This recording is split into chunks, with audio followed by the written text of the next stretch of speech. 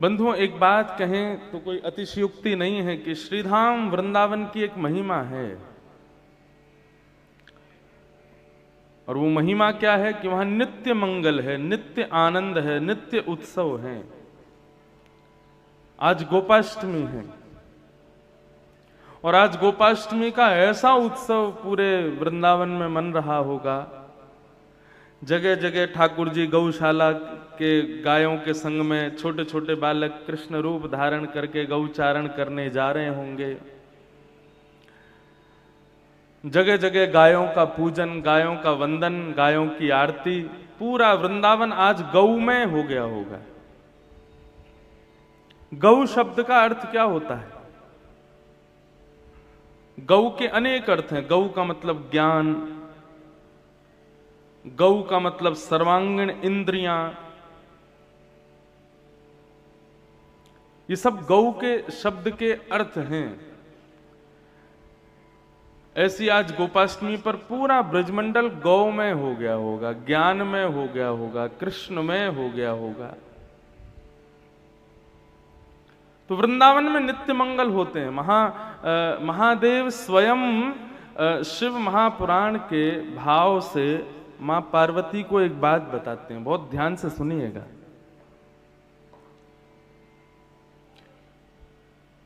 आपकी काशी वाराणसी मुक्ति के लिए प्रधान है।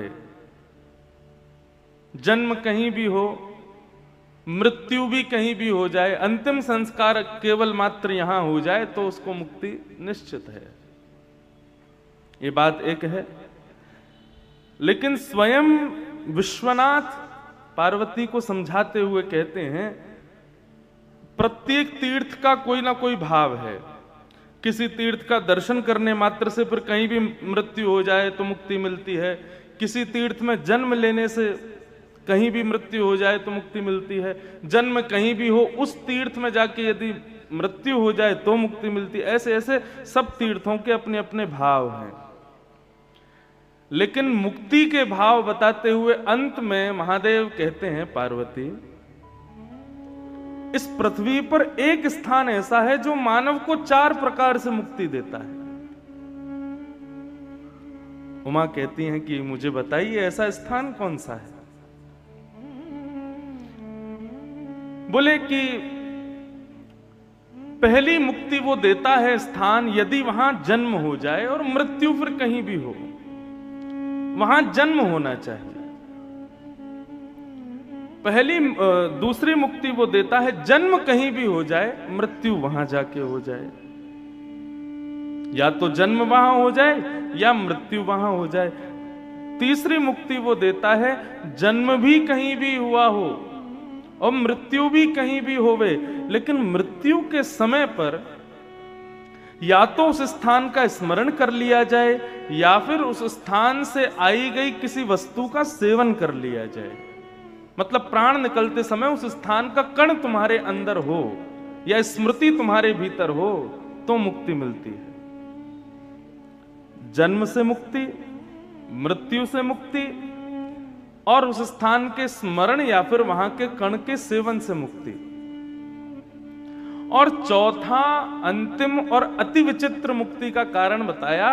बोले कि जन्म भी कहीं भी हुआ हो, मृत्यु भी कहीं हुई हो और अंतिम संस्कार भी कहीं हो रहा हो, लेकिन उसकी अंतिम यात्रा में, अंतिम संस्कार में उस स्थान का जन्मा कोई व्यक्ति 11 कदम चल दे। समझ में आई बात? जन्म कहीं हुआ, मृत्यु कहीं हो रही है, लेकिन उस व्यक्ति की शमशान यात्रा जब जा रही है, उस यात्रा में चलने वाले लोगों में एक व्यक्ति उस स्थान का हो जहां की मैं महिमा गा रहा हूं। वो यदि 11 कदम चल दे तो भी उस व्यक्ति की मुक्ति निश्चित है। तब पार्वती जी ने हाथ जोड़ करके प्रणाम करते हुए कहा, ऐसी कौन सी स्थान है, ऐसा कौन सा स्थान है? तो महादेव के नेत्र सजल हो गए और कहने लगे, वनम वृंदावनम तेन भक्तिर नृत्यति यत्र च। बोले ऐसा तीर्थ, ऐसा धाम, ऐसा ये श्रेष्ठ स्थान केवल और केवल यमुना पुलिन पर विराजमान श्रीधाम वृंदावन है। ये मैं झूठ बोल रहा हूं तो आप लोग जाके पूछ लीजिएगा विद्वानों से। स्वयं महादेव कहते हैं या तो वहां जन्म ले ले व्यक्ति, या फिर वहां पर मृत्यु हो जाए उसकी, या फिर जन्म मृत्यु कहीं भी हो रही हो, केवल ब्रजधाम का स्मरण या ब्रजधाम का कोई कण उसके मुख में चला जाए, और कुछ नहीं तो भैया किसी की अंतिम यात्रा जा रही हो और कोई ब्रजवासी यदि 11 कदम उसकी अंतिम यात्रा में चल जाए, उसको वैकुंठ जाने से कोई नहीं रोक सकता। ये श्रीधाम वृंदावन की महिमा है। स्वयं महादेव कहते हैं, स्वयं शिव कहते हैं। हमारे वृंदावन में कहते हैं कि यहां पर आकर के कुछ मत करो, एक कमरा ले लो कहीं आश्रम में, और वहां आश्रम में जाकर के बिस्तर पर जाकर के सो जाओ। सुबह खाओ फिर सो जाओ, दोपहर में खाओ फिर सो जाओ, रात्रि में खाओ फिर सो जाओ। इतना करना मात्र भी अन्य स्थानों से ज्यादा भजन का प्रभाव दे देगा। केवल सोना वृंदावन। क्यों? शास्त्रों में वर्णन करते हैं, बड़े बड़े महामुनि कहते हैं क्योंकि श्रीधाम वृंदावन में भजन कोई माला पे फेरे, कोई स्मरण में करे, कोई अन्य अन्य आदि स्थानों, कोई अन्य अन्य प्रयासों से करे, वो भजन नहीं। वृंदावन में श्वास लेता है ना व्यक्ति, वो श्वास लेना भी काउंट होता उसके भजन में। आपने एक बार श्वास ली, बाहर छोड़ी, तो यह भी आपकी 2 मालाओं के समान है। ऐसी है श्रीधाम वृंदावन की महिमा। और उस वृंदावन की महिमा तब करोड़ गुना हो गई जब वहां पर नंद भवन में स्वयं शंख चक्र गदा पद्मधारी श्रीमन नारायण ही श्री कृष्ण के रूप में प्रकट हुए हैं। नंद जी के यहां उनका आत्मज उत्पन्न हुआ है। बंधुओं, जो घर में बालक संतान उत्पन्न होती है, ऐसा कहते हैं या तो वो पिता की आत्मा उसके रूप में जन्म लेती है, पिता नहीं तो उसके बाबा की आत्मा उसके रूप में आती है, या फिर उसके परदादा की आत्मा उसके रूप में आती है। आता कोई वंश परंपरा का ही है। और आज जब यहां कहते हैं कि नंदस्त्वात्मज उत्पन्ने, नंद बाबा के आत्मज उत्पन्न हुए हैं, तो कई लोग प्रश्न करते हैं, बोले साक्षात भगवान है वो, और यहां वेदव्यास जी कह रहे हैं कि नंद बाबा की आत्मा उत्पन्न हुई है, ऐसा कैसे हो सकता है? ये तो परमात्मा है। भाई,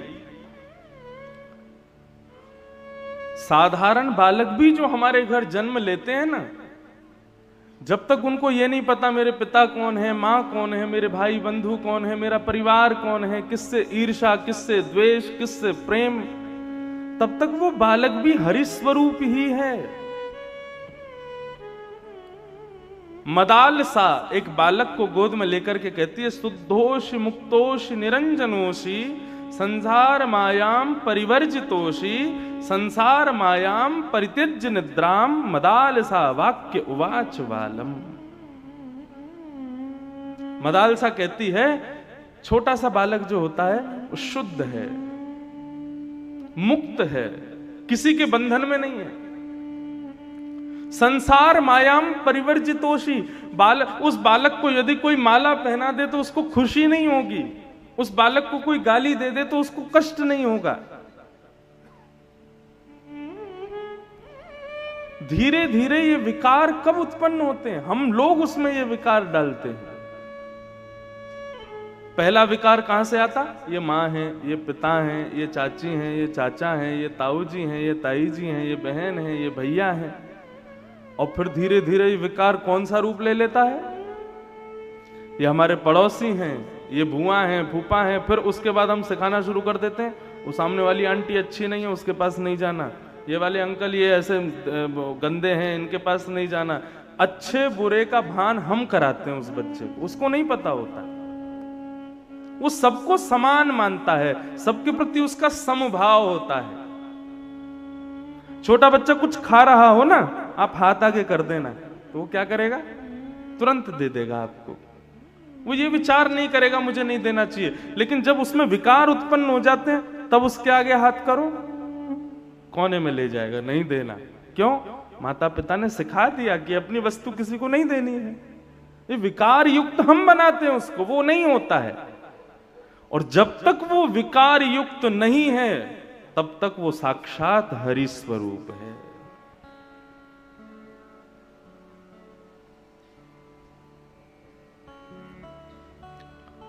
वास्तव में ये हम सबके आत्मज जो उत्पन्न हो रहे हैं, हम सबके बालक जो हैं, ये हरि ही तो हैं। हमारी आत्मा का मूल रूप तो हरि है ना।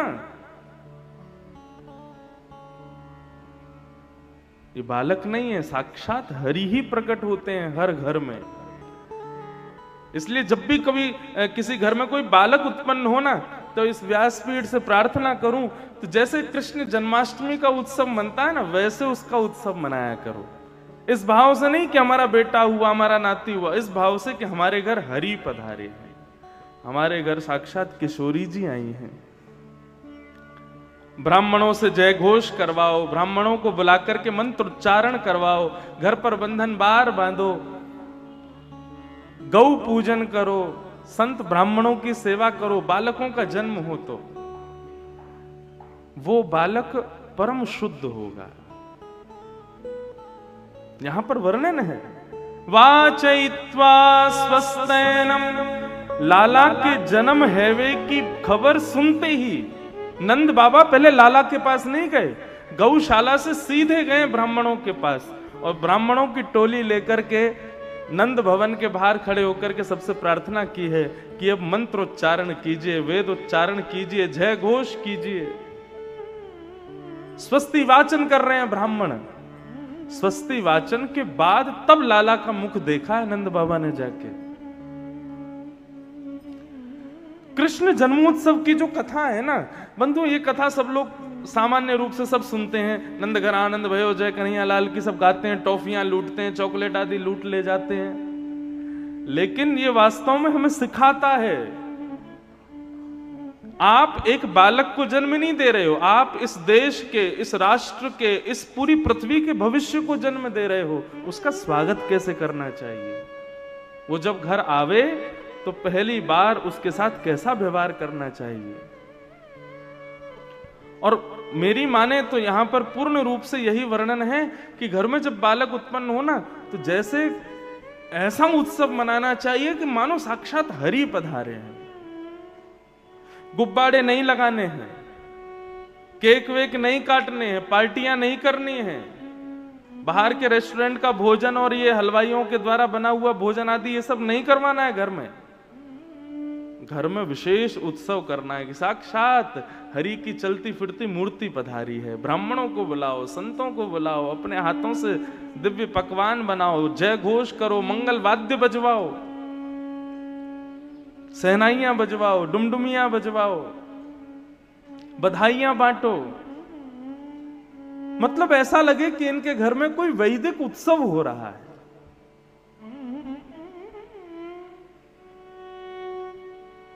नंद जी के घर लाला भयो है। हमारे पूज्य नाना जी, जिनकी कृपा से मैं व्यासपीठ पर बैठा हूं, वैसे तो व्यासपीठ परंपरा से पूज्य पिताजी से प्राप्त है, लेकिन हमारे पिताजी इतने व्यस्त रहते थे हमेशा कि उनके पास बैठने का मुझे अवसर बहुत कम मिलता था, और अब तो बिल्कुल ही नहीं मिलता। अब तो वो भी व्यस्त, मैं भी व्यस्त। तो ये जो संस्कार थोड़े बहुत व्यासपीठ पर बैठने के प्रति जागृत हुए ना, ये मेरे नाना जी की कृपा है। वे भी भागवत के वक्ता थे, और जो सेवा ठाकुर जी की प्राप्त है वो भी नाना जी की कृपा। तो हमारे नाना जी बहुत सुंदर सुंदर गूढ़तम और कुछ रहस्यमयी बातें बताते थे हर प्रसंग की। वे कहते थे, लाला एक बात सोचवे की है कृष्ण जन्म में। मैंने कहा क्या?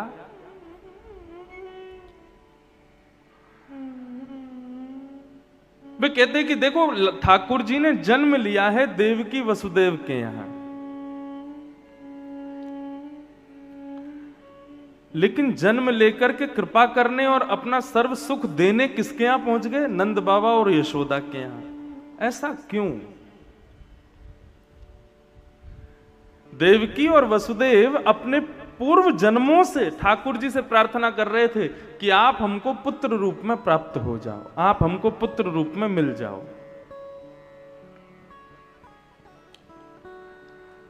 परंतु उनके यहां पुत्र बनकर के आए तो फिर पुत्र का सुख उन्होंने नंद यशोदा को क्यों दिया? तब नाना जी एक कथा सुनाते थे, बोले कि लाला, ब्रह्मा जी के यहां 2 सेवक थे, दंपति सेवक। उनका नाम था प्रश्नी और सुतपा। वो ब्रह्मा जी की बड़ी सेवा करते थे, ब्रह्मलोक में रहते थे। तो ब्रह्मा जी की इतनी सेवा की, ब्रह्मा जी एक दिन उनसे प्रसन्न हो गए और प्रसन्न होकर के उनसे पूछे कि भैया तुम दोनों की सेवा से मैं बड़ा प्रसन्न हूं, कुछ मांगो। बहुत ध्यान से सुनिएगा इस बात को, कुछ मांगो, तुम दोनों को मैं कुछ देना चाहता हूं। तो प्रश्नी और सुतपा दोनों भाव भर गए, नेत्रों में अश्रु आ गए। दोनों ने ब्रह्मा जी के आगे हाथ जोड़ करके कहा कि भगवान, आप केवल हम पर इतनी कृपा कर दो कि जो परम परमात्मा श्रीमन नारायण हैं, वे अगली बार जब अवतार धारण करें ना, तो उनकी निज सेवा हमको प्राप्त हो। देखो, बहुत ध्यान से सुनने वाली बात है। देवकी और वसुदेव ने अपने पूर्व जन्म में भगवान से तपस्या करके मांगा कि आप हमको पुत्र रूप में प्राप्त होना। लेकिन प्रश्नी और सुतपा ने मांगा कि हे नाथ, कृपा करके श्रीमन नारायण की निज सेवा हमको मिले। पुत्र रूप में मांगना और सेवा मांगना दोनों में अंतर है। तो जब प्रश्नी सुतपा ने मांगा कि हमको ठाकुर जी की सेवा प्राप्त हो, तब ब्रह्मा जी प्रसन्न हो गए और ब्रह्मा जी मन ही मन मुस्कुरा करके बोले तुम्हारी इच्छा पूर्ण होगी। तो कैसे पूर्ण होगी? बोले ठाकुर जी जन्म तो लेंगे देवकी वसुदेव के यहां, क्योंकि उन्होंने पुत्र रूप में मांगा है, लेकिन निज सेवा उसका सौभाग्य तुमको प्रदान करेंगे, तुम्हारे यहां आएंगे। और प्रश्नी और सुतपा ही नंद बाबा और यशोदा के रूप में आए। ये तो रही ठाकुर जी की जन्म की कथा। अब यहां पे एक बात और सुनो, श्री राधा रानी का प्रादुर्भाव कैसे हुआ? क्योंकि श्री राधा रानी कोई और नहीं है, श्री कृष्ण का ही स्वरूप है। प्राण एक ही हैं दोनों के। तो श्री किशोरी जी के जन्म की कथा में भाव आता है कि जब भगवान मोहिनी बनकर के प्रकट हुए, एक दिन मैं कथा में बता रहा था कि भगवान नारायण जब मोहिनी बनकर के प्रकट हुए तो इतने सुंदर बन के आए, इतने सुंदर बन के आए कि क्या बताएं महाराज, सब मोहित हो गए। लक्ष्मी जब प्रकट हुई थी समुद्र मंथन से, तो देवता उसके पीछे भी मोहित हुए, लेकिन कुछ बड़े बड़े देवता वहां मोहित नहीं हुए। कौन कौन बड़े देवता? ब्रह्मा नहीं मोहित हुए, शिव नहीं मोहित हुए, आदि आदि और भी कई बड़े बड़े देवता मोहित नहीं हुए लक्ष्मी पर। परंतु जब भगवान मोहिनी बन करके आए, शंकर जी भी नहीं रुक पाए। ये भी पीछे पीछे होली है उनके। उस दिन मैं बता रहा था ना कथा में, मोहिनी धीरे से बोल जाए, अरे भोलेनाथ मेरे पीछे मत पड़ो, मैं तो नारायण हूं। लेकिन शंकर जी फिर भी नहीं, तुम तो मोहिनी हो, तुम तो हमारी हो, हमको तुम बड़ी प्रिय हो। तो मोहिनी पर शिव भी मोहित हो गए, परंतु मोहिनी पर एक देवता मोहित नहीं हुआ, केवल एक।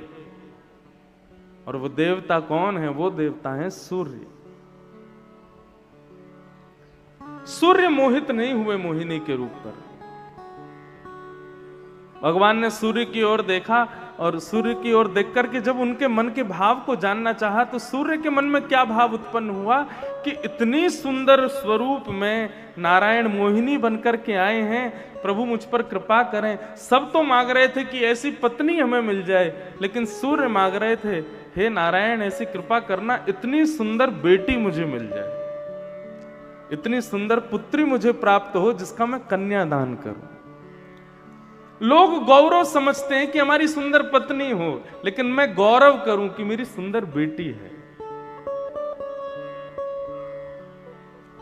जब सूर्य का ये भाव मोहिनी ने, ठाकुर जी के स्वरूप ने जब देखा, भगवान ने किसी की इच्छा पूरी नहीं की, लेकिन सूर्य को कह दिया, बोले हम तुम्हारे भाव से इतने प्रसन्न हुए हैं सूर्य, हम तुमको वरदान देते हैं, जब हमारा कृष्णावतार होगा ना, तब यही नारायण स्वरूप, यही मोहिनी स्वरूप तुम्हारे यहां पुत्री बनकर के आएगा। और सुंदरता की पराकाष्ठा यदि जानना चाहो तो सुनो, ये मोहिनी रूप ऐसा रूप है जिस पर सारे देवता मोहित हो गए, लेकिन तुम्हारे यहां जो मैं पुत्री का रूप धारण करूंगा वो ऐसा रूप होगा जिस पर मोहिनी भी मोहित हो जाएगी, ऐसा रूप धारण करके।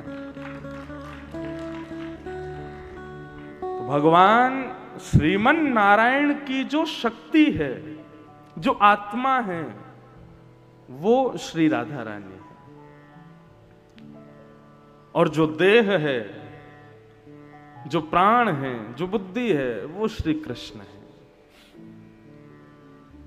दोनों में अंतर नहीं है, एक ही है दोनों, एक ही है। इसीलिए विवाह नहीं हुआ, क्योंकि विवाह के लिए दो अलग अलग लोग चाहिए। इसलिए नारायण का विवाह केवल लक्ष्मी से होता है, नारायण का नारायण से विवाह नहीं होता। राधा और कृष्ण दोनों नारायण के ही स्वरूप हैं। तो भगवान कृष्ण का प्रादुर्भाव हुआ, पूरे ब्रजमंडल में उत्सव मन रहा है महाराज, ऐसा उत्सव मन रहा है, सब लोग नाच रहे हैं, गा रहे हैं, आनंद कर रहे हैं। बूढ़ी बूढ़ी माताएं जिनसे चला नहीं जाता बिना किसी सहारे के, वो भी जब सुनती हैं कि अरे नंद बाबा के लाला भयो है, 90-90, 100-100 वर्ष की बूढ़ी माताएं, बिना दांत वाली माताएं भी खूब नाच रही हैं, ठुमका लगा लगा करके आनंद कर रही हैं, और सब कह रही हैं भैया ऐसे लाला रोज ही होए करें, ऐसे लाला तो रोज होयो करें। पूरे ब्रजमंडल में आनंद मन रहा है, सब जा जा करके नंद बाबा को बधाई दे रहे हैं। हमारे नाना जी एक बात और सुनाते थे, वे कहते थे, बोले लाला ये जो ठाकुर जी जन्म लिए देवकी वसुदेव के यहाँ, लेकिन कृपा करने आए नंद यशोदा के यहाँ, इसके पीछे एक कथा और है। मैंने कहा क्या है नाना जी? तो नाना जी सुनाते, बोले कि भैया जब नंद बाबा यशोदा के कोई बालक नहीं भयो, तो नंद बाबा यशोदा अपने कुल पुरोहित के पास गए। उनके कुल पुरोहित कौन? सांडिल्य मुनि। और सांडिल्य मुनि से जाकर के उन्होंने प्रार्थना करी कि भैया हमारे घर कोई लाला नहीं है, आप कृपा करके कोई यज्ञ अनुष्ठान ऐसा करवाओ कि एक संतान होवे। बंधु कल भी मैंने कहा था और आज पुनः कहूं, संतान की कामना होनी चाहिए, लेकिन किस भाव से होनी चाहिए महादेव वो देखते हैं। तुम संतान चाहते किस लिए हो? अधिकतर लोगों का भाव क्या रहता है? हम संतान इसलिए चाहते हैं ताकि हमारी जो संपत्ति है, हमारा जो व्यापार है, हमारा जो व्यवहार है, उसको आगे बढ़ाने वाला एक बालक होना चाहिए। और कई घरों में ऐसी मान्यता होती है, बोले कि भाई पुत्र या पुत्री ना हो तो पुम नामक नरक से नहीं तर पाते। एक नरक का नाम है पुम, उससे कब तरते हैं? जब घर में पुत्र हो या पुत्री हो। वैसे पुत्र की विशेषता ज्यादा बताते हैं, क्योंकि उसके हाथ से जब संस्कार होता है तभी पुम नामक नरक से तरते हैं। लेकिन कभी कभी हमारे मन में यह भाव आता है, बुरा मत मानिएगा, ऐसे पुत्र का क्या फायदा जो तुमको वहां के नरक से तो बचा दे, लेकिन जीते जी तुम्हारे घर को नरक बना दे। ऐसे पुत्र का क्या फायदा? और अधिकतर जो बहुत याचनाएं करके पुत्र मांगते हैं ना भगवान से, उनके पुत्र ऐसे ही होते हैं। अधिकतर, सब नहीं होते लेकिन अधिकतर ऐसे ही होते हैं। इसलिए भैया प्रकृति जो दे दे उसको स्वीकार करो, जो नहीं देवे उसको अस्वीकार करो, जबरदस्ती मत करो प्रकृति से, नहीं तो जो मांगा है वो ही कष्टदायी हो जाएगा। तो फिर एक बात बदलो ना, हम मांगने से तो पीछे हटेंगे नहीं। आप लोगों के मन में भाव आ रहा होगा, महाराज जी अभी तुम्हारा ब्याह भयो ना है, जब है जाएगा तो आपको भी इच्छा होगी कि पुत्र हो जाए। ठीक है, संतान की कामना की इच्छा हो, लेकिन उसके पीछे एक कारण ठाकुर जी को वैलिड दिखाओ कि तुमको क्यों चाहिए। आप विदेश जाएंगे तो विदेश जाते ही आपसे पूछा जाएगा आप क्यों आए हो घूमने, अगर आपका कारण उनको उचित लगा तो वो एंट्री देंगे, नहीं तो कई लोगों को वहीं से डिपोर्ट कर देते हैं, वापस जाओ अपने देश। ठीक वैसे ही ठाकुर जी से आपने पुत्र मांगा, लेकिन उसके प्रति आपकी कामना क्या है, पुत्र क्यों चाहिए? तो हमारा एक बात मान लीजिए, इसी भाव से पुत्र की कामना करना, तब देखना महादेव किसको भेजते हैं। और पुत्र की कामना का भाव होना चाहिए विष्णु आराधनार्थाय। हे नाथ, हमें पुत्र चाहिए, हमें पुत्री चाहिए। किस भाव से चाहिए? बोले विष्णु आराधना के लिए, आपकी आराधना के लिए, गौ माता की सेवा के लिए, ब्राह्मण और संत जनों की सेवा के लिए हमको पुत्र चाहिए। ये भक्ति भाव आगे बना रहे, ये शास्त्र मर्यादाएं आगे चलती रहे, गौ सेवा हमारे घर में अनवरत होती रहे, इसलिए हमको पुत्र दो। फिर देखना, आपका रीजन जब सुन लेंगे ना ठाकुर जी, तो फिर पुत्र ऐसा देंगे। और नाना जी तो हमारे कहते थे, बोले गौ ब्राह्मण संत सेवा की कामना से जब पुत्र मांगते हैं, तो भगवान कहते हैं गौ ब्राह्मण संत सेवा भैया कोई और नहीं कर सकता, वो तो मैं ही कर सकता हूं, इसलिए मैं ही तेरा पुत्र बन के आ जाऊंगा। तो गौ ब्राह्मण संत सेवा की भावना से पुत्र की कामना करोगे ना, तो लाल जी का ही अंश आएगा, कोई ठाकुर जी का ही अंश आएगा पुत्र के रूप में। तो नाना जी एक कथा सुनाते थे कि नंद बाबा और यशोदा मैया दोनों सांडिल्य मुनि के पास गए और जाके कहा कि आप कोई यज्ञ अनुष्ठान करो, हमारे घर में एक बालक हो जाए। तो किस कामना से? बोले विष्णु आराधनार्थाय, गौ ब्राह्मण संत की सेवा के लिए हमको बालक चाहिए। और बालक शब्द नहीं, सेवक चाहिए, गौ ब्राह्मण संतों का सेवक चाहिए। सांडिल्य मुनि बोले ठीक है, तो फिर आप चले जाओ, बढ़िया तिथि देख करके मैं अपने पंडितों को भेज दूंगा, वो आपके यहां 21 दिन का यज्ञ करेंगे, और उस 21 दिन के यज्ञ से आपके घर देखना एक सुंदर बालक आएगा। नंद बाबा बोले जैसी आपकी आज्ञा। नंद बाबा ने अपने बहुत सारे ब्राह्मण भेज दिए और उन सबका आचार्य बना करके अपने भांजे को भेज दिया सांडिल्य मुनि ने। नंद बाबा ने यमुना किनारे बढ़िया तंबू लगा करके, ऐसे ही गंगा के किनारे जैसे आपने लगाया, बढ़िया तंबू लगा करके वहीं बढ़िया हलवाई, वृंदावन मथुरा के बढ़िया बढ़िया हलवाइयों को बुला करके, और उनकी सब भोजन प्रसादी की व्यवस्था, उनकी सोने की व्यवस्था और उनके यज्ञ अनुष्ठान की व्यवस्था सब नंद बाबा ने की।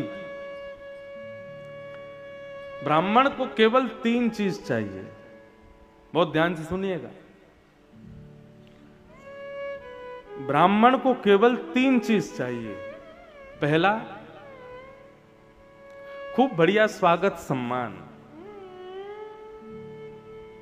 ब्राह्मण को दूसरी वस्तु क्या चाहिए? बढ़िया चकाचक भोजन, सुबह भी कराओ, दोपहर में भी कराओ, रात्रि में भी कराओ, यजमान भले ही व्रत में रहो लेकिन ब्राह्मण को खिलाओ।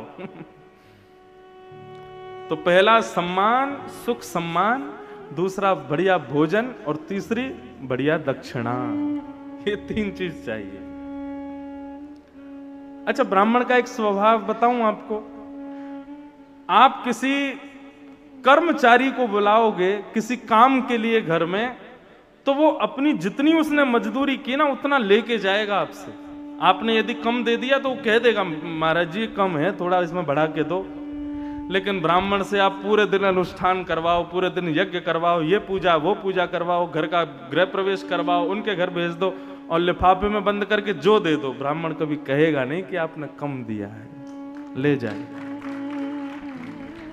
इसलिए यजमान को चाहिए अपनी तरफ से ही पहले से इतना दे कि ब्राह्मण हृदय से आशीष देवे। देखो, दक्षिणा क्यों देनी चाहिए ब्राह्मण को? कई लोग महाराज हमारे पीछे हाथ धो के पड़े रहते हैं, कथावाचकों पे कोई काम नहीं है, धंधा बना लिया है कथा को, बैठे बैठे यहीं से व्यापार करते रहते हैं। हाँ करते हैं, हम व्यापार कर रहे हैं व्यासपीठ से, लेकिन कम से कम इस व्यापार से हजारों लाखों लोगों के जीवन तो बदल रहे हैं, उनके घर तो बदल रहे हैं, उनके मुख से हरिनाम तो बुलवा रहे हैं। क्यों लेते हैं दक्षिणा ब्राह्मण? आपके लिए, आपके ऊपर शनि की 7.5 चल रही है, यज्ञ कौन करेगा? ब्राह्मण। मंत्र कौन जपेगा? ब्राह्मण। एक आसन से बैठा कौन रहेगा? ब्राह्मण। धोती कौन पहनेगा? ब्राह्मण। सुबह सुबह भोर में जल्दी उठ करके कौन आएगा? ब्राह्मण। सारी मेहनत करे ब्राह्मण और शनि चला जाए आपकी राशि से। शनि कब जाएगा? जब ब्राह्मण को उसकी मेहनत का आप दक्षिणा दे दोगे, तब शनि जाएगा। सारी मेहनत सारा परिश्रम करे ब्राह्मण, तो तुम सुखी कैसे हो जाओगे?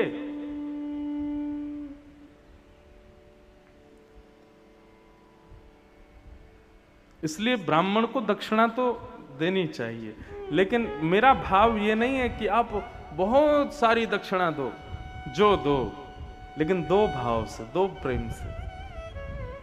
हमारी अनेकों कथाएं होती हैं, लेकिन कई जगह तो हम कथा करते हैं क्योंकि कथा कराने वाले का भाव कथा करवाता है, और कई जगह लगता है कि अब बस 7 दिन है, या चले यहां से, क्यों? उसका भाव ही नहीं है।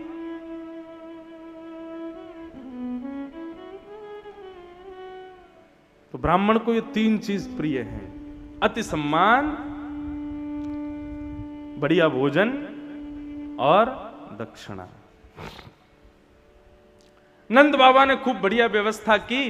ब्राह्मण जैसे ही आए तो ब्राह्मणों ने आकर के महाराज वहां पर अपना सब बोरिया बिस्तर रख दिया। बाबा ने कही आपके लिए व्यवस्था है, सामने कलकल निनाद करती यमुना जी, ये सुंदर पंडाल है, यहाँ बैठ के आप यज्ञ हवन करो। बढ़िया मैंने पीछे टेंट के रूम बनवा दिए, उसमें आप लोग आराम करो, यहाँ हलवाई लगे, बढ़िया प्रसाद पाओ, आप अनुष्ठान शुरू करो। ब्राह्मण बड़े खुश हो गए, वाह भैया नंद बाबा, बड़ी बढ़िया व्यवस्था करी आपने। ठीक है बाबा, कल से अनुष्ठान शुरू। सुबह उठते ही महाराज ब्राह्मण सारे यमुना जी में स्नान करके, बढ़िया स्नान करके, तिलक आदि जैसी लगा करके, सब संध्या वंदन करके सब निवृत्त हुए। रसोई घर जो बनी थी उसमें से हलवाई ने आवाज लगाई, बोले सभी ब्राह्मण देवताओं आ जाओ, नाश्ता तैयार है, सबका बाल भोग तैयार है। ब्राह्मण देवता बोले हाँ भाई बाल भोग कर लो, बाल भोग करने के बाद फिर अनुष्ठान शुरू करेंगे। अब बाल भोग, जलेबी, कचौड़ी, बेड़ई, आलू की सब्जी, छाछ, मठा, और ये ले महाराज, वो तो पूरा भोजन था, बाल भोग तो था नहीं। नाना जी सुनाते थे हमारे बड़े प्रेम से, बोले सारे ब्राह्मण देवता कचौड़ी खा रहे हैं, बेड़ई खा रहे हैं। हमारे मथुरा वृंदावन की बेड़ई और आलू की सब्जी बड़ी प्रसिद्ध है। आलू की सब्जी, उसमें काली मिर्च कान में से धुआं निकाल देती है, लेकिन फिर भी गर्मा गर्म लोग, आंख से आंसू निकल रहा है, पसीने में नहा रहे हैं, फिर भी खाए जाते हैं। कई लोग आते हैं दिल्ली के, वो आके कहेंगे दुकानदार से भैया हम हार्ट के पेशेंट हैं, मिर्ची कम देना। बोले अरे महाराज यार दवा के पी ले हो, तुम्हारे सबरे पुर्जे खुल जाएंगे, जितने ब्लॉकेज हैंगे नसन में, सबन में तो रक्त बहने लगेगा, पी जाओ यार। तो ब्रजवासी हमारे ऐसे आनंद करते हैं।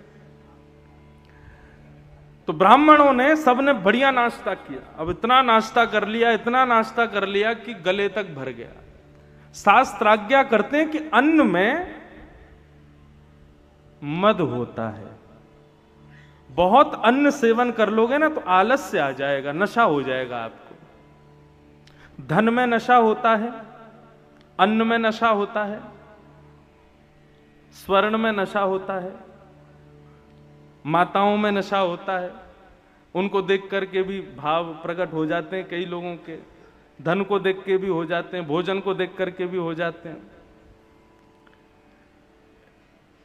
और श्री वृंदावन बिहारी लाल में भी मद है, उनको कोई देख ले तो वो भी फिर आनंदित हो जाता है। तो अन्न में मद होता है।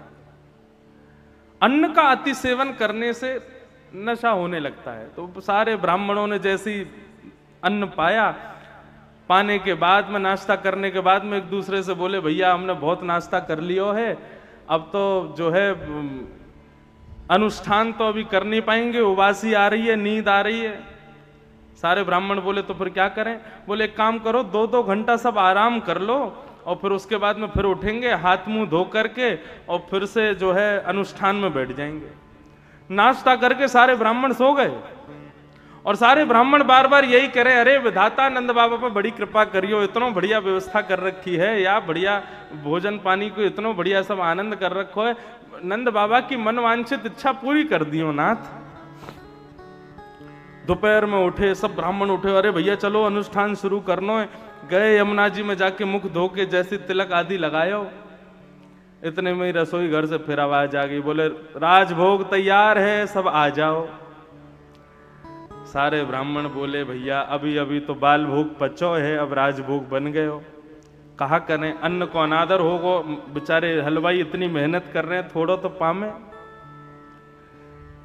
ब्राह्मण बोले एक काम करो, दो दो रोटी खा लो और फिर यज्ञ में बैठ जाओ। जैसे ही गए राजभोग पाने तो ये बड़े बड़े थाल, उनमें छोटी छोटी कटोरियां, और ब्राह्मण बोले थोड़ा थोड़ा दियो। वो थोड़ा थोड़ा ही इतना 56 भोग बनाए कि सबको पाते पाते पाते पाते ब्राह्मणों को फिर से मद हो गया। ब्राह्मण फिर से आलस्य में आ गए। ब्राह्मण बोले भैया फिर से नींद आ रही है, इतनों खा के अनुष्ठान तो होगो ना, इतनी देर बैठो जावेगो ना, एक काम करें, रात अपनी है, अभी फिर से आराम कर ले रहे हैं, शाम को बढ़िया हाथ मुंह धो के रात भर अनुष्ठान करेंगे, दिन भर खाएंगे, रात भर अनुष्ठान करेंगे। हाँ ये बढ़िया है। और सब ब्राह्मण विधाता से कहे, हे विधाता नंद बाबा पर बड़ी कृपा करियो, इतनी बढ़िया व्यवस्था करी है। और कहते कहते सारे ब्राह्मण दोपहर में फिर सो गए। शाम को उठ करके हाथ मुंह धोकर के जैसे सब अनुष्ठान करने बैठे तो फिर से आ गई आवाज, बोले कि रात का भोजन तैयार है, सवा के पा लीजिए। रात्रि में रबड़ी मलाई महाराज दूध पी पी करके सारे ब्राह्मणों को फिर मद हो गया। ब्राह्मण बोले एक काम करें, बोले क्या, 21 दिन तक सवेरे नाश्ता, दोपहर में भोजन, रात्रि का भोजन, इसी को अनुष्ठान का रूप दे देते हैं। भोजन पाएंगे, सोएंगे और विधाता से प्रार्थना करेंगे कि हे विधाता नंद बाबा के घर लाला भेज दियो। 21 दिन तक अनुष्ठान प्रारंभ हुआ ही नहीं, ब्राह्मण केवल खाते और सोते, खाते और सोते। अंतिम दिन नंद बाबा ने इतनी दक्षिणा दी, इतनी दक्षिणा दी, सारी दक्षिणा लेकर के गए। जैसे ही यशोदा मैया ने आकर के प्रणाम करी है, सब ब्राह्मणों ने एक स्वर से किया, कहा है मैया पुत्रो भव, तुम्हारे घर एक सुंदर पुत्र जन्म लेवे, ऐसा हमारा आशीर्वाद। कृष्ण जन्मोत्सव विशेष, कृष्ण जन्माष्टमी पर, कृष्ण जन्मोत्सव पर ठाकुर जी की प्रधानता नहीं है भागवत में। यहां पर प्रधानता नंद बाबा की, यशोदा मैया की और ब्रजवासियों की बताई जा रही है कि वो उत्सव कैसा मना रहे हैं। आकाश मार्ग में खड़े 33 कोटि देवता ऊपर से साष्टांग दंडवत कर रहे हैं ब्रजवासियों को। हमारी आपकी तरह नहीं, कल यहां से थोड़ा सा लुटाया गया तो सब लूटवे में लगे, एक दूसरे के हाथ में देख जाए तो उससे भी छीन रहे हैं, ऐसा नहीं। ब्रज में उत्सव कैसा हुआ, बोले जब नंद बाबा लुटाते थे ऊपर से तो ब्रजवासी उसको लूटते और लूट करके फिर पीछे लुटा देते। ब्रजवासी भी लुटा रहे हैं। स्थिति ये हो गई महाराज कि पूरे ब्रजवासियों के जेबें भर गई, कोई पल्लू में बांध रहे थे तो वो सब भर गए, घर में ले जा करके अपनी अलमारियों में धर रहे थे तो अलमारी भर गई, जगह नहीं बची रखने की, सामान इतना लूट रहे हैं, इतना लुटाया जा रहा है और नंद बाबा रुके ही नहीं रहे, फिर भी लुटा रहे। इसके पीछे भाव हमारे पूज्य नाना जी सुनाते तो बोले इतनो धन कहां से आ गए नंद बाबा पे, इतनों क्यों लुटा रहे हैं। बोले यदि नंद बाबा के भाव पक्ष देखो जाए लुटावे को तो 6 महीने तक नंद बाबा लुटाते रहे। इतनी संपत्ति कहां से आई।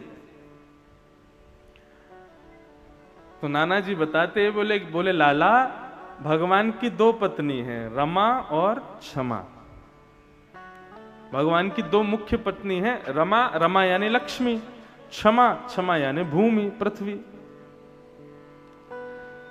तो भगवान दोनों को सुख देते हैं। जब वैकुंठ में रहते हैं तो रमा को सुख देते हैं और जब पृथ्वी पर अवतार धारण करते हैं तब क्षमा को सुख देने आते हैं। ये अवतार धारण करना एक प्रकार से परमात्मा का क्षमा से मिलन है, अपनी पत्नी से मिलन है। तो भगवान क्षमा को सुख देने के लिए जब कृष्ण रूप धारण करके आए तो भगवान कृष्ण के सौंदर्य को देख करके, उनकी रूप माधुरी को देख करके रमा को लगने लगा कि इतने सुंदर बन के ठाकुर जी आए हैं, इनके स्पर्श का सुख क्षमा ले जाएगी, मुझको तो प्राप्ति नहीं हो पाएगा। तो क्या किया, बोले कि रमा ने आकर के डेरा बना लिया, कहां, नंद बाबा के तहखानों में। और बोले जब नंद बाबा लुटाते थे तो जितना लुटाते थे उतनी दुगनी रमा आके और बैठ जाती थी, इतना धन बढ़ाती, इतना धन बढ़ाती कि लुटाते लुटाते नंद बाबा हार गए, लूटते लूटते ब्रजवासी हार गए, लेकिन धन कम ना हो। तो नंद बाबा ने इतना लुटाया कि ब्रजवासियों से जब लूटा ही नहीं गया तो सारी पृथ्वी भूमंडल जो ब्रज का है वो पूरा रमा से चिन गया। माने सोने चांदी हीरे जवाहरात आदियों से पूरी पृथ्वी ब्रजमंडल की छा गई। किस भाव में, बोले कि अब लाला जब बड़े होंगे, जब हमारे प्रियतम बड़े होंगे और जब गुटमुन गुटमुन चलेंगे, जब पापा पैया चला करेंगे, तो फिर वो सुख जो क्षमा को मिलने वाला था वो क्षमा को ना मिलके मुझको मिलेगा, रमा को मिलेगा, लक्ष्मी को मिलेगा।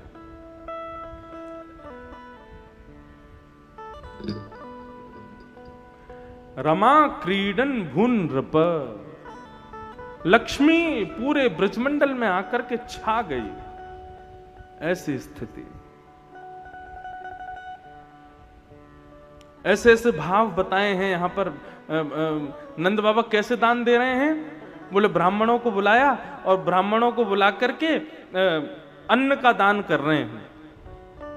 तो अन्न का दान कैसे कर रहे हैं, बोले कि खूब बड़ी परात में इतने ऊंचे ऊंचे पहाड़ बना करके गेहूं के, चावल के, आदि आदि वस्तुओं के, वो चावलों के और गेहूं के आदि आदि पहाड़ बना बना करके उन ब्राह्मणों को दे रहे हैं। बैलगाड़ियों में भर भर के ब्राह्मण ले जा रहे हैं। लेकिन जब नंद बाबा वो परात देते हैं तब ब्राह्मण के मन में इच्छा आती है, बोले केवल अन्न दे रहे हैं, दक्षिणा नहीं देंगे। लेकिन नंद बाबा तो केवल वही दे देते हैं। तो ब्राह्मण थोड़े से हताश होकर के जा रहे हैं कि केवल अन्न दिया है, कुछ दक्षिणा, दान दक्षिणा तो दी नहीं। लेकिन जैसे ही वो ब्राह्मण अपने घर जाते हैं और जाकर के कहते हैं, देवी ये परात में रखे हुए सब सामग्री को भर लो स्थान में, और जैसे ही ब्राह्मणी जाकर के उन परात में भरे हुए उन गेहूं चावल आदियों को जैसे ही वहां से हटाती है, वहां से निकालना प्रारंभ करती, तभी क्या देखती है, बोले ऊपर से तो गेहूं के पहाड़ हैं, लेकिन भीतर तो हीरे चांदी जवाहरात आदि सोनों से भरे हुए हैं। तब नंद बाबा अपने अपने, तब सभी ब्राह्मण अपने अपने स्थानों से ही नंद बाबा को आशीष देते हैं। अरे बाबा, आपको बारंबार प्रणाम करें हम, आपसे आपकी दीर्घायु की, आपके लाला की दीर्घायु की, आपके लाला को इतना यश होगा, हम प्रार्थना करें आपके लिए। इतना ब्राह्मणों का उपकार किया नंद बाबा ने।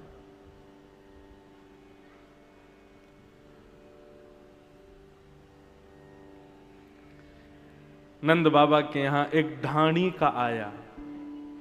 ये ढाणी का कौन है, बोले नंद बाबा के घर को ही है। ये ढाणी के जो होते हैं, इनको ये कोई काम नहीं करते। जब इनके यजमान के यहां कोई बालक जन्म लेता है तब ही मांगने जाते हैं। लेकिन ढाणी के हैं तो नंद बाबा के, लेकिन कैसा अभाग्य, 80 वर्ष हो गए आज तक मांगने का कभी समय ही नहीं मिला, क्योंकि नंद बाबा के यहां कोई बालक हुआ ही नहीं। भले ही ब्रज के राजा के ढाणी के हैं, लेकिन कोई सौभाग्य नहीं मिला उसको। लेकिन आज जैसे ही पता चली कि नंद बाबा के घर लाला भयो है, ढाणी को दौड़ो दौड़ो गयो और जाकर के नंद बाबा को खूब बधाई दी। बोले बाबा बधाई हो। नंद बाबा ने जैसे ही ढाणी को देखा, देखते ही रोने लगे। अरे ढाणी के, 80 वर्ष बाद तेरे खानदान में पहली बार मांगवे को समय आयो है, चूक मत जाइयो। इतने साल बाद तू को मांगवे को अवसर मिलो, आज तो तू जी भर के मांग लियो। ढाणी को बोला, हाँ बाबा मैं मांगवे ही आया हूं। नंद बाबा बोले, बता ढाणी के तो कहा दूं। तब ब्रजभाषा के पद से वो ढाणी का गा रहा है। मेरे मन आनंद भयो, ब्रजराज ही याचन आयो। अपने अपने मन को मतो, कह परिवार सुनायो। बाबा, मैं आज पहली बार आपसे मागवे आया हूं, लेकिन मैं आपसे मागवे के काजे जैसे ही आ रहे हो तो मेरे घर के सब लोगों ने अपने अपने भाव कहे हैं कि हमारे काजे भी लेके आई हो। अपने घर के सब सदस्यों की बात बता दूं आपको? नंद बाबा बोले बता बता, जल्दी बता, कहा चाहिए। तब वो बोलो, तेरे तात कहो समझाए राय सुन, जाए शीशा दीजो। मेरे दो बड़े भैया हैं और उनमें जो सबसे बड़े भैया हैं उनने कही है कि भैया मेरी तरफ से नंद बाबा के लाला को आशीर्वाद दियो और बधाई में कहा लेके आएगो? बोले कहा लाऊं बताओ। तब वो बोले 200 भैंस दूध मन मन की मेरे काजे लीजो। 200 भैंस लेके आइयो। और कैसी भैंस? बोले एक भैंस के नीचे कम से कम 1 मन दूध हो। 1 मन दूध एक बार देने वाली भैंस ऐसी लेके आइयो। नंद बाबा मुस्कुराने लगे, बोले भैया हम भैंस तो रखे ना है, हमारे यहां तो गैया हैं, लेकिन तेरे भैया की इच्छा है, भैंस मांगी है, तो हम जरूर कहीं ना कहीं से व्यवस्था करके देंगे। और बता और क्या चाहिए? बोले मैं बड़े भैया की बात मान के आने लगो। इतने में मेरे बीच वाले भैया आ गए। उनने कहा मांगो। तापा छे आछे समझाए तिनके जेठे भैया, उनके काजे दीजो बाबा, सुभग 700 गैया। बड़े भैया ने 200 भैंस मांगी है और बीच वाले भैया ने कही है मेरी तरफ से लाला को आशीर्वाद दीजो और बदरे में 700 गैया लेके आइयो। नंद बाबा मुस्कुराने लगे, बोले हाँ गैया की व्यवस्था तो हम कर देंगे, अभी दे देंगे, लेकिन मुझको एक बात बता ढाणी के, मैं देवे को मना नहीं कर रहा हूं, लेकिन एक बात पूछ रहा हूं, 200 भैंस 700 गैया, ये तेरे भैया की उम्र कितनी है? बोले भैया हमारे बड़े वाले तो 100 के पार है गए और बीच वाले 90-95 के आसपास हैं। नंद बाबा बोले तो ये 700 गैया 200 भैंस, इनको दूध का ये शमशान में जाके पिएंगे? इतनी गैयान ने इतने भैंसन ने ले जाके, ये तो इनके तो भैया लकड़ी बाट देख रही हैं शमशान घाट में, और ये अभी से इतनी गैया भैंस मांग रहे हैं। लेकिन देख तैने कही है, तेरे बड़े भैया हमारे बड़े भैया देंगे जरूर, बाकी बात वो जाने वो कहा करेंगे, लेकिन हम देंगे। और बता और कहा दें? बोले मैं दोनों भैया की बात मान के आन लगो। इतने में ही मेरे 2 बेटा हैं, उनकी भी कछु मांग है। बोले अरे अरे बता बता जल्दी बता। मेरो बेटा बड़ो सुखदाई तैसे ताके साथी, वाके काजे दीजो बाबा, मत मत मदा तो हाथी। मेरे बड़े बेटा ने आपके लाला की हैवे की खुशी की बधाई में एक मतवालो हाथी मांगो है। नंद बाबा बोले देंगे भैया, तेरो बेटा हमारो बेटा, 1 नहीं 2 देंगे, मतवालो हाथी देंगे। और बता छोटे बेटा ने बता बाने कहा मांगो? छोटो सुत चंचल अति मेरो, लाड़ चाव को जोड़ा, वाके काजे दीजो बाबा, 10 है राशि घोड़ा।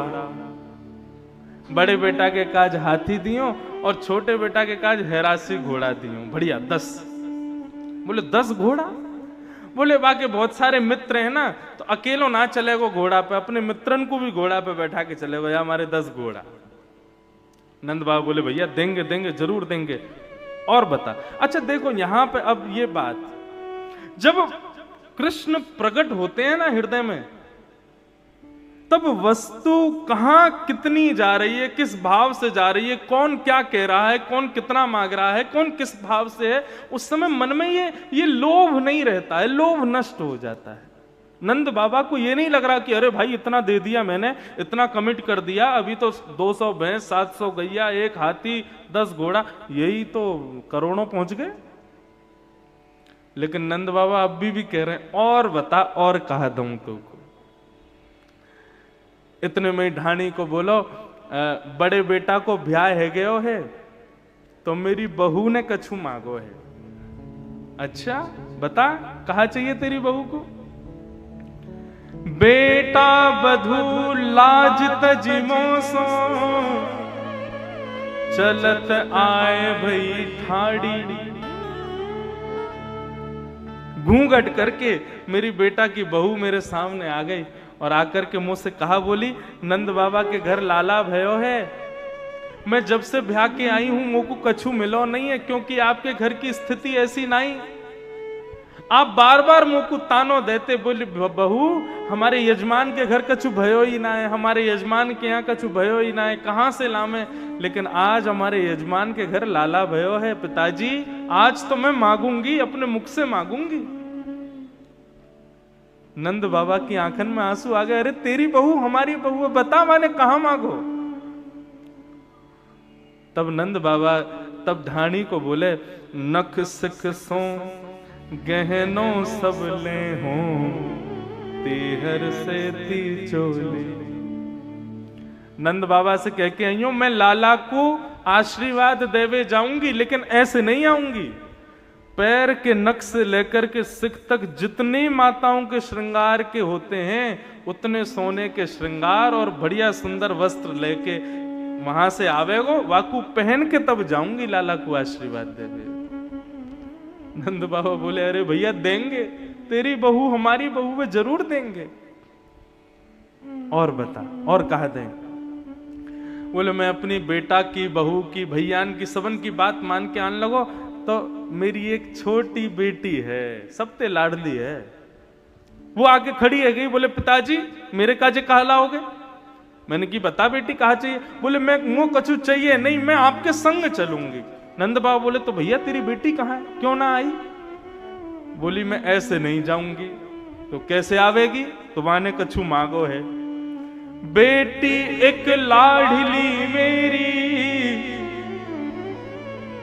चलत आए भई ठाड़ी, सहित कहार पालकी ले हो सोजो भरियो गाड़ी। बाबा मेरी बेटी बोली मैं भी चल